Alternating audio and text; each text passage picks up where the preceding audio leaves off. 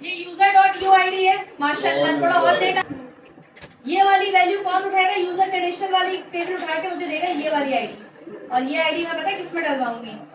user.uid, ये भी जो आप बोल रहे हैं कहाँ से आ रही है, मिस यहाँ से आ रही है। तो ये यूजर क्रेडेंशियल में जा रहा है। देखिए ये लाइन जैसी चली, इसने क्या किया, ईमेल पासवर्ड यहाँ पे क्रिएट करवा दिया, आईडी ऑटोमेटिक बन गई।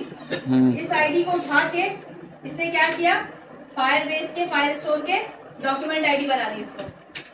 अच्छा, लॉग आईडी सही है।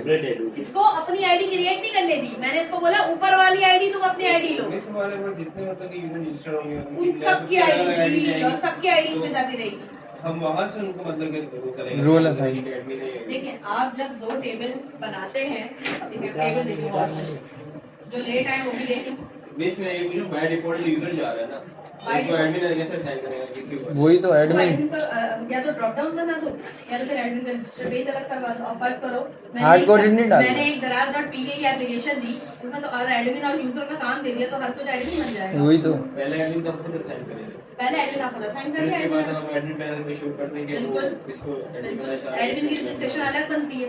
अब देखें यहाँ पे दो टेबल अगर बनता है, एक है यूजर ऑथेंटिकेशन वाला, ठीक है, और एक है यूजर रोल वाला। इसको सब एग्री करते हैं ना। अब ऑथेंटिकेशन वालों ने एक दिया आईडी, एक दी है नेम और एक दी है पासवर्ड। इसमें रोल का कोई हिसाब किताब नहीं है, रोल मुझे बनाना है खुद से अलग। रोल का मैंने फाइल स्टोर में बना दिया टेबल, मैं चाह रही हूँ ये वाली आईडी उठ के रोल की आईडी बन जाए। तो इससे आसानी पता है क्या होगी, ये बंदा एडमिन है या यूजर मुझे ये पता चलता रहेगा। ऐसे ही होता था ना फॉरेन की में। मैंने कहा अगर इसका नाम अली है, इसका नाम हनीफ है, तो अब आप कैसे बता सकते हैं इस टेबल को देखे कि आईडी यूजर की है या पासवर्ड की है, एडमिन की है? आप नहीं बता सकते। इस टेबल को देख, इस टेबल में तो है ही नहीं यूजर एडमिन और पासवर्ड का रोल। तो आप कहेंगे अली होगा एडमिन, हनीफ होगा एडमिन। तो इस आईडी को मैंने रोल वाले टेबल में सेट कराया और इसमें मैंने रोल दिया कि ये जो 1 आईडी है इसको बनाना है मुझे एडमिन, और जो 2 आईडी है इसको बनाना है मुझे यूजर। अब पता चल रहा है अली एडमिन है और हनीफ यूजर है। अब समझ में आ रही है ये चीज? तो इसकी आईडी इस टेबल में जाना इसलिए जरूरी है ताकि समझ वो एडमिन और उसको। ठीक है, अब यहाँ पे कलेक्शन खुद बनाया मैंने, यूजर क्रेडेंशियल से यूजर आईडी दी। अब ये पूछ रहा है क्या क्या चीजें देनी है भाई यूजर टेबल में। मैंने कहा जो दिल चाहे दे दो। Let's suppose user name, user ID, user email, user address, user gender, user phone number, और एक चीज क्या दी मैंने, रोल। बाय डिफॉल्ट क्या दी मैंने, रोल यूजर ही दिया। बाय डिफॉल्ट रोल क्या दिया हुआ मैंने। कॉन्सेप्ट क्लियर है सब इस मामले में? कॉन्सेप्ट क्लियर होना चाहिए, काम तो आप खुद से करवा ही लेते हैं कहीं ना कहीं से। जैसे ये बटन पे क्लिक होगा, वैलिडेशन चेक खत्म हुआ, इसने 2 टेबल में वैल्यू सेव कराई, एक यूजर क्रेडेंशियल वाले में ऑथेंटिकेशन में, और दूसरा फाइल स्टोर के यूजर वाले कलेक्शन। रोल में कहाँ पर आपने सेट कराया हुआ है यूजर? रोल में कहाँ सेट कराया हुआ था? ऊपर देखें, ऊपर देखें, ये देखें। अच्छा हाँ, यहाँ पर स्टार्टिंग में जो करा सही है। सही, चलो ये वाली चीज समझ में आ गई सबके। अब हम नीचे आते हैं और हम ये देखते हैं कि इस फायरबेस के मैसेजेस भी तो सेव कराने पड़ते हैं। अब ये मुझे बोल रहा है यूजर क्रेडेंशियल डॉट यूजर, ये सेशन का वो काम है जो मेरे यूजर को यूजर क्रेडेंशियल के अंदर डाल रहा है। अब ये यूजर जहाँ जहाँ पे भी कॉल कराएंगे ना, जहाँ जहाँ भी यूजर कॉल कराएंगे ना, hello user, user credential dot user, hello auth dot user, ये फायरबेस का सेशन इस्तेमाल कर रहे हैं। जैसे लारावेल में बिल्टन ऑथेंटिकेशन होती है, लारावेल की बिल्टन आप यूज करते हैं, .NET का बिल्टन सेक्शन यूज करते हैं, तो यहाँ पे फायरबेस के एरर अपने बने बनाए होते हैं, आपको ट्राई कैच करने की जरूरत ही नहीं है। Weak password 2 weak, email already in use, email already in use, ये हम खुद बनाते थे पहले। आप देखें ये पूरा फायरबेस खुद दे रहे करके। पहले हम बनाते थे ना PHP से कि पहले जाके टेबल में चेक करो, ये ईमेल फायरबेस ऑथ एक्सेप्शन से। ये फायरबेस का अपना एरर है, खुद देख लेता, पहले से एक ईमेल मौजूद है, दोबारा नहीं डालना। PHP में हम क्या करते थे क्लास, ये कोड कहां से आता है? e.code, ये ऑब्जेक्ट को बनाया ना मैंने, ई है, e.code ये फायरबेस का अपना है, सिर्फ ई मेरा ऑब्जेक्ट है। आप ef बना दें यहाँ पे ed, तो आपको यहाँ पे क्या देना पड़ेगा, ed.ed। समझ में आती है? आपने खुद ही लिखा है? कोड मैंने खुद ही लिखा है, ये कोड फायरबेस का है। जी, ये कोड फाइल बेस्ड है। अगर कोड मेरे वीक पासवर्ड के बराबर है तो आप एरर ये सेट करें। अगर कोड मैंने ऑलरेडी ईमेल, तो ये चेक तो देखे ना, आप खुद देखे ना, ये चेक कौन कर रहा है? मैं तो डेटाबेस में वैल्यू भेज के ही चेक करा रही। पीएचपी में अगर मुझे ऑलरेडी एग्जिस्ट ईमेल चेक करवानी होती थी तो मैं क्या करती थी? पहले मैं मेल को चेक कराते थे, चेक करवाते थे। यहाँ पे कुछ नहीं करवा रहे। फायरबेस का कौन करके दे रहा है? और एक्सेप्शन करके दे रहा है पूरा साइन अप। अब मैं साइन अप पूरा चला के दिखाऊंगी, फिर मैं लॉगिन, जो पिछली बार आप लोगों ने लॉगिन किया था वो अच्छा, ये रजिस्टर समझ में आ गया। अब एडमिन रजिस्टर में क्या करना है? पूरा कॉपी पेस्ट मारना है और यहाँ पे एडमिन रजिस्टर के अंदर, एडमिन रजिस्टर में दोनों ऑप्शन होने चाहिए ना, या तो एडमिन है या तो यूजर है, क्योंकि एडमिन यूजर भी बना सकता है। एक रेडियो बटन मेल फीमेल वाला कॉपी पेस्ट मारा नीचे और एडमिन और यूजर दोनों के ऑप्शन दे दिए। ये पूरा ई प्रोजेक्ट का काम है आपका। आप ई प्रोजेक्ट यहीं से बिस्मिल्लाह करेंगे। इंशाल्लाह। स्लैश स्क्रीन लगाना बता दिया मैंने आपको। मेल में स्लैश स्क्रीन लगाएंगे, लॉगिन साइन अप यही वाला उठाएंगे। हाँ, वो अभी मैं चला के दिखा रही हूँ। रेडियो बटन चेक बॉक्स और रेडियो बटन में क्या डिफरेंस है?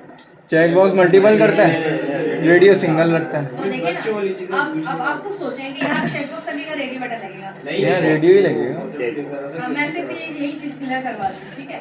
अब हम आते हैं यहाँ पे। अच्छा, अब एक चीज और, क्या आप अगर ये चाह रहे हैं कि डायरेक्ट ये वाला काम चल जाए तो ऐसा तो चलेगा नहीं, क्योंकि इसको मैंने मेल से अटैच करवाया है। इसका फायरबेस एक नहीं, जब तक मेन की फाइल, प्रोजेक्ट कैसे बनेगा? ई प्रोजेक्ट मेन से ही बनाएंगे। हाँ, ई प्रोजेक्ट ऐसे बनेगा कि मेन की फाइल में आपके स्लैश स्क्रीन और फायरबेस अटैच होना चाहिए। हाँ, एक ही जगह रहेगा, एक जगह सही रहेगा। हर पेज पे फायरबेस नहीं। अब जो काम हो रहा है ना, कि पूरा ई प्रोजेक्ट वर्किंग हो रही है। आज से जो लेक्चर स्टार्ट है, ये पूरी ई प्रोजेक्ट की वर्किंग है। आप नए एप्लीकेशन बनाए, उस पर डालेंगे एपीआई की, उसमें लगाएंगे। ये वेब वाली है या फिर वो मोबाइल वाली है? एपीआई ये मैंने अभी वेब वाली डाली थी, क्योंकि मुझे वेब पे चलाना था। हम मोबाइल वाली यूज करेंगे ना। मोबाइल वाली पहले वेब पे चला के पूरा काम कर लेंगे, फिर मोबाइल वाली कॉपी पेस्ट मार के एपीके जनरेट करवा लेंगे। अच्छा, सही है। यहाँ पे पहले खुलेगा लॉगिन पेज, कौन सी बन जाएगी? लॉगिन पेज यहाँ बनेगा। मैंने शायद एक लेक्चर बना निकाला हुआ है। लॉगिन पेज बनेगा, यहाँ पे लॉगिन पेज खुलेगा। लॉगिन पेज को अटैच कराया हुआ मैंने इसके साथ, साइन अप के साथ। अभी मैं पहले साइन अप चला के दिखाती हूँ मेल पे। पूरा ई प्रोजेक्ट इसी तरह, इसी फ्लो में बनना चाहिए। ई प्रोजेक्ट रिक्वेस्ट, देखिए इसी से ई कॉमर्स बनेगा। स्टार्ट है, ई कॉमर्स स्टार्टर है। ये हमने मतलब डेटाबेस वगैरह में पहले कर दिया, ये डायरेक्टली लॉगिन पेज पे लेके जाएगा। और हर पेज पे जाके फायरबेस को कॉपी पेस्ट करना जरूरी नहीं है। हर मेन में करनी है बस, अब बाकी सारी फाइल्स आपस में लिंक करवा देंगे। देखिए, ये मेन की फाइल में लॉगिन पेज लिंक करवाया, लॉगिन पेज के अंदर रजिस्टर का पेज लिंक करवा देंगे। अब देखें गौर से, यहाँ आते हैं तो चलाते हैं और लॉगिन का कोड भी समझते हैं। आज लॉगिन रजिस्टर में आपको दूंगी, आप करें जो भी करें, पूरी प्रोजेक्ट वर्किंग करनी है आपने इस तरह कर लेंगे। क्लास ले लो। अच्छा, अब लॉगिन वाला जो काम हमने समझा था, इसीलिए मैंने इसमें ड्रॉर भी लगा दिया था। लॉगिन के बाद ड्रॉर समझाया तो ऑथेंटिकेशन के अंदर वैल्यू आ रही थी, याद आया? नहीं, याद ही नहीं आएगा ना। लॉगिन पे आते हैं दोबारा। ड्रॉर तो तुम बता रहे लॉगिन करना आपको आ गया था, लॉगिन आपसे हो गया था। कैसे हुआ था? 2 टेक्स्ट बॉक्स से ईमेल आईडी उठाई थी, वैलिडेशन में चेक किया था और वैलिडेशन चेक करने के बाद में आ गई थी कहाँ?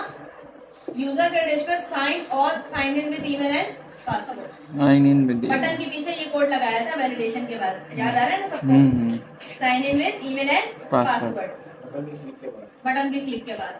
जैसे ही हमारा काम चला, मैंने यूजर को बोला फटाफट यूजर क्रेडेंशियल के अंदर से यूजर उठा लो ताकि मेरा सेशन मेंटेन हो जाए। मैंने बोला कि यूजर नल नहीं है ना, तो चेक करो फाइल स्टोर के अंदर ये यूजर मौजूद है। कैसे चेक करेगा फाइल स्टोर के अंदर यूजर मौजूद है? फाइल स्टोर की कलेक्शन का नाम यूजर है, user.uid ये वही डॉट गेट। अगर ये आईडी है तो इसका रोल चेक करो। रोल एडमिन के बराबर है तो एडमिन का पेज खोल दो, और अगर एडमिन के बराबर नहीं है तो अब समझ में आई ये चीज? ये कोड इसलिए स्किप करवाया था मैंने उसको। और फायरबेस का ऑथेंटिकेशन क्या बोलता है? Error user not found. जैसे ही लॉगिन हुआ ना, इसने क्या किया? ये यूजर उठा लिया। एडमिन चेक किया, ये अगर एडमिन है इस पेज पे चले जाओ, प्रोफाइल वाले पेज पे चले जाओ, और ये ये देखो ना, प्रोफाइल में navigator dot push replacement material page route profile page. एक पेज पे दूसरे पेज पे जाने का तरीका है ये। समझ में आई ये चीज? ये ये ई कॉमर्स का ही स्टार्टअप है, मैं पहले बता रही हूँ। ई कॉमर्स को मैं साइन इन नहीं बताऊंगी। अब हम यहाँ पर आते हैं साइन इन और लॉग इन वाला काम। अच्छा, अब साइन इन तो हो गया, अब नेविगेशन ड्रॉअर को जो आपने अटैच करवाया है यहाँ पे, साइन इन का नेविगेशन ड्रॉअर के साथ क्या फायदा है? नेविगेशन ड्रॉअर कौन सा लगाया है मैंने यहाँ पे? अगर मैं ऊपर देखूँ तो मैंने अपना नेविगेशन ड्रॉअर बार लगाया है यहाँ पे, जो मैं बनाया था उसमें यूजर की वो आएगी ना, नाम और ईमेल। मेन के अंदर आते हैं, मैंने अपना नेविगेशन ड्रॉअर लगाया है यहाँ पे ड्रॉअर के नाम से, ठीक है? कहाँ है? मुझे मिल नहीं रहा, ये रहा ड्रॉअर। इसके अंदर मैंने बोला अब फायरबेस ऑथेंटिकेशन बन गया, लॉगिन हो गया।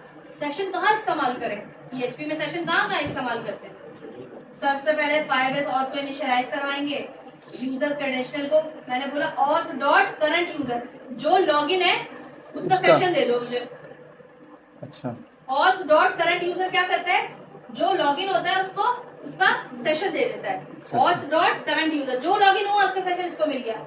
मैंने कहा stream builder file store instance user, current user की आईडी उठाओ, क्योंकि देखो हर किसी को ईमेल पासवर्ड लेकर फायदा नहीं, डिटेल चाहिए मुझे। मैंने कहा ये जो करंट यूजर है ना, इसकी जो आईडी है वो यूजर वाले कलेक्शन में पड़ी हुई है। वो कहेगा है, अगर नहीं है तो एरर दे दो, है तो चेक कर लो रोल क्या है, एडमिन है। वो कहेगा हाँ भाई एडमिन है, तो अब सारी चीजें डालना शुरू कर दो। यूजर डाटा कहाँ से उठा रहे हैं? यूजर डाटा से पास है ना सब कुछ। अगर आप देखें कलेक्शन का जो भी डाटा, जितना भी डाटा आ रहा है स्नैपशॉट का, वो किसके पास आ रहा है? User data. ऑथेंटिकेशन के पास सिर्फ दो चीजें सेव होती हैं। हाँ, ऑथेंटिकेशन से आईडी लेके, ऑथेंटिकेशन से मैंने आईडी ली, यूजर इस कलेक्शन को मैच करवाई। ऑथेंटिकेशन से मैंने आईडी ली, यूजर वाले कलेक्शन को मैच करवाई। यूजर कलेक्शन के पास सारा डाटा था, तो सब का सब मैंने किसको प्रिंट करवा दिया? User name, ID, image URL. Image URL मैंने दिया नहीं था, लेकिन मैंने डमी इमेज यूआरएल दे दिया। अब इमेज यूआरएल खाली आएगा। इमेज वाला काम मैंने करवाया था ना, इमेज वाला अपडेट करवा के। हाँ, इमेज ठीक है, बाइट स्टाइल के जरिए 64 इसको फैच करवा दी। तो इसका क्या मतलब है? जिस पेज पे भी जाके आप ये दो लाइन ऐड कराएंगे, तो जो भी करंट यूजर होगा उसको आप यहाँ से उठा सकते हैं। Current user dot UID, current user dot UID, ID मिल जाएगी। Current user dot email, email मिल जाएगा। Current user dot password, password मिल जाएगा। किस टेबल से? ऑथेंटिकेशन की टेबल से। अब देखें, ये लॉगिन का पेज खुला, मैं आती हूँ रजिस्टर के पेज पे।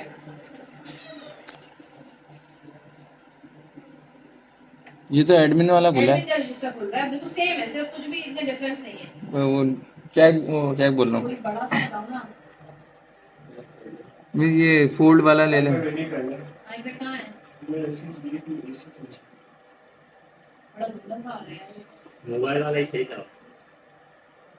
आईपैड प्रो भी अच्छा नहीं आ रहा है। सरफेस कर लेना। सरफेस का है? उसी के ऊपर है, गैलेक्सी के ऊपर। यहाँ पे कर लो। अब ये रजिस्टर में सबसे पहले मैंने नेम डाला था, अब नेम में मैं क्या डालूंगी? मुझे कुछ सही वाली ईमेल बताना है शाम, ठीक है?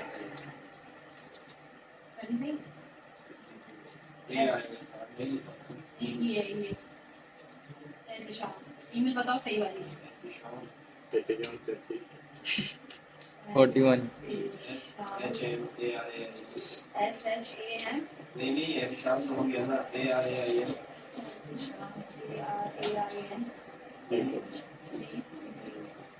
अच्छा, अब मैंने कोई सवाल किसी ने नहीं पूछा कि मिस यहाँ पे ओरिजिनल ईमेल क्यों डल रही है?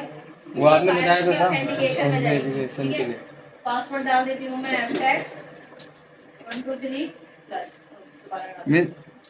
मैं अगर हम @ ना लगा अभी या मुझे एक्यूरेट अगर डमी ईमेल डालेंगे तो ऑथेंटिकेशन में नहीं जाएगी। फायरबेस का ऑथेंटिकेशन है ये, गूगल का। ये डमी ईमेल चेक नहीं करता, ये ओरिजिनल ईमेल चाहिए होती है इसको। Address validation Karachi, mail, user बनाना है, यूजर बना दे। एडमिन बनाना है आपने, एडमिन बना दे। ये होता है एडमिन का पैनल, ठीक है? फोन नंबर वो तो मुझे एरर भेजेगा डायरेक्ट। रजिस्टर पे बटन पे क्लिक किया मैंने, 11 कैरेक्टर होने चाहिए। कितने हैं? कितना डाल दिए? 1 2 3 4 5 6 7 8 9 10 11 रजिस्टर। ये मुझे क्या करेगा? रजिस्टर कर देगा। डाटा एडिट सक्सेसफुली आया स्कैफोल्ड से। और अगर मैं एरर भी डालूंगी, अब देखिए मुझे डाटा मेरा कहाँ जाता है। सबसे पहले मैं इसको रिफ्रेश करती हूँ, पहले इसके टेबल में आएगा। अगर ईमेल ऑथेंटिकेट बिल्कुल उसने सही बताई हो, चलो आ गया तो शाम वाला आ गया। अब दूसरा फायर स्टोर के टेबल में एक कलेक्शन बनेगा मेरा, यूजर डिटेल के नाम से, उसमें जाएगा। अभी देखते हैं कनेक्शन पे आते हैं, क्योंकि एक बटन के पीछे मैंने दो काम करवाया है। यूजर पे क्लिक किया।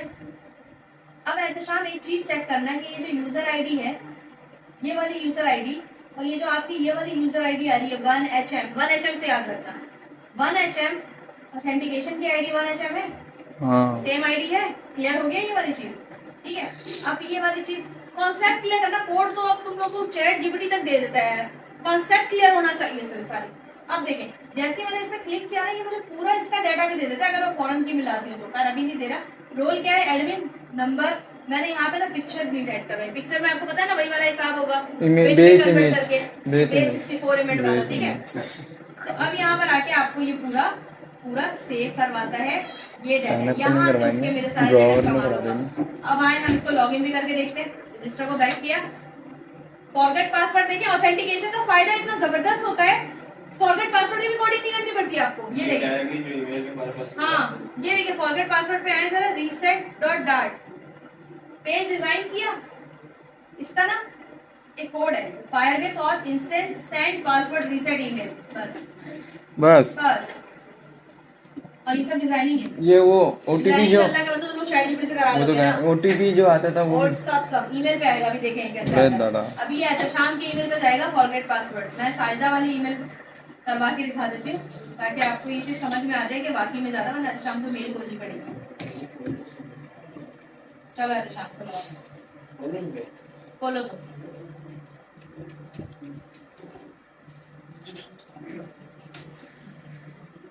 थ्री था ना? 3 @gmail डॉट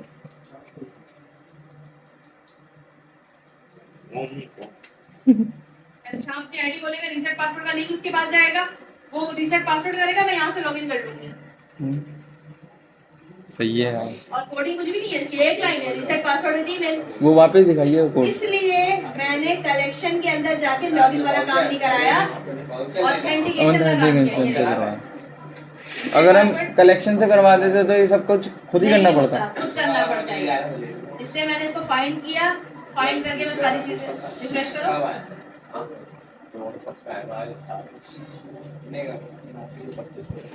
स्पैम में तो नहीं चलेगी तुम्हारी। चेक कर आ गया, रीसेट पासवर्ड करो, लिंक पे क्लिक करो। लिंक पे क्लिक करने के बाद ABC डाल दो, रीसेट पासवर्ड ABC। अच्छा ये यहाँ से यहीं से हो जाएगा।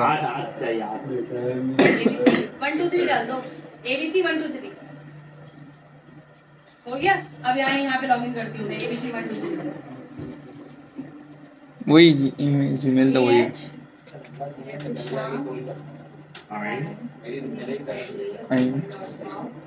ABC। अच्छा समटाइम ऐसा होता है, कहता है कि एप्लीकेशन को ना रीलोड कर लो। हम लोकल होस्ट पे चला रहे हैं ना। एपीके में भी कैसे करेंगे? आ गया, खुल गया प्रोफाइल का पेज। प्रोफाइल के पेज पे मेरे ये भी आ गया, आईडी भी आ गई, नेम भी आ गया। ये वही आईडी के जरिए आया होगा। फॉरगेट पासवर्ड, साइन अप और लॉगिन समझ में आ गया सबके। तीनों चीजें बिल्कुल क्लियर होगी नेविगेशन ड्रॉअर के साथ। नेविगेशन ड्रॉअर कोई बात है, जो डैशबोर्ड खुलेगा याद है। अभी शाम को मैंने एडमिन बनाया ना। मिस इसमें आईडी क्यों चेंज हो गई? अरे वो यूजर आईडी मैं प्रोफाइल पेज दिखाती हूँ, मुझे चेक करना था। प्रोफाइल पेज में मैंने पता है क्या क्या उठाया। सिंपल, मैंने यहाँ से फायरबेस को ऑथेंटिकेट, जो फायरबेस ऑथेंटिकेशन था इसको ट्राई किया।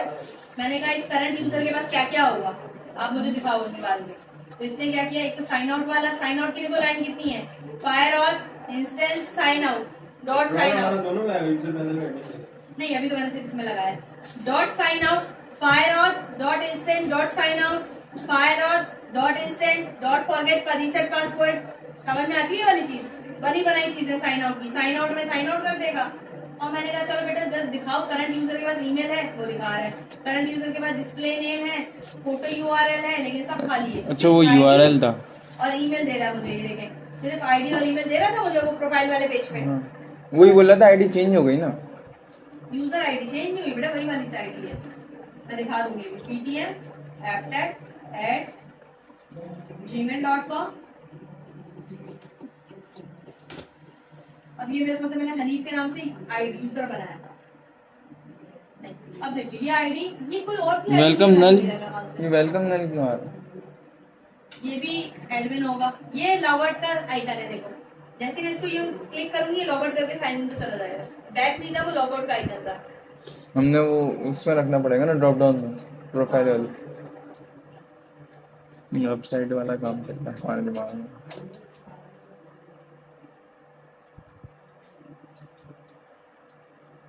अब देखो ये कहाँ लेके जाता है। नहीं, में से आपने पासवर्ड गलत डाला। पासवर्ड और डाल दिया मैंने। पहले मैंने पासवर्ड क्या चेंज किया, मुझे तो याद भी नहीं है। चेंज कर लेना। फॉरगेट कर लो। सही है। तुम लोग देख भी लोगे यहाँ से फॉरगेट पासवर्ड कैसे हुआ था। ठीक है, हम आते हैं फॉरगेट पासवर्ड पे। पीटीएम वाली कर ले, कौन सी निकली। और एक सबसे बड़ी बात ये है कि ये एक ही क्लाइंट का कोड है। देखिए जैसे मैं इसको रीसेट सेंड करती हूँ और मैं आपको दिखाती हूँ रीसेट पासवर्ड वाला, तो आप देखिए फायरबेस इंस्टेंस फायर और instant send reset password email, इस ईमेल पे रीसेट पासवर्ड भेज दो। लॉग आउट का कहाँ गया, मेरे प्रोफाइल पे था।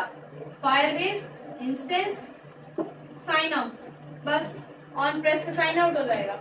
एक ही क्लाइंट की कोड है, सिर्फ साइन आउट और escape। अब मैं यहाँ आके देखूँ, मेरे पास ईमेल आ गई और ये नो रिप्लाई रीसेट पासवर्ड की ईमेल आ गई। No reply. जल्दी से आते हैं, इसको क्लिक करते हैं। क्या ईमेल आई है,